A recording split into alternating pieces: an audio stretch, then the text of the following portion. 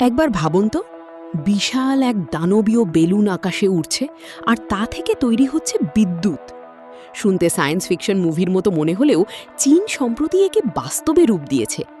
গত ৫ জানুয়ারি ২০২৬-এ চীন সফলভাবে পরীক্ষা করেছে বিশ্বের প্রথম মেগাওয়াট স্কেল উড়ন্ত উইন্ড টারবাইন S2000। আমরা জানি মাটিতে বসানো উইন্ডমিলগুলো অনেক ভারী এবং ব্যয়বহুল হয়। তাছাড়া মাটির কাছাকাছি বাতাসের গতিবেগও সবসময় এক থাকে না।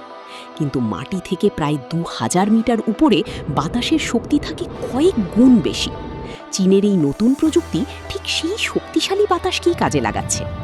এটি মূলত হিলিয়াম গ্যাস ভর্তি একটি বিশাল এয়ারশিপ, যা একটি বাস্কেটবল কোর্টের সমান লম্বা।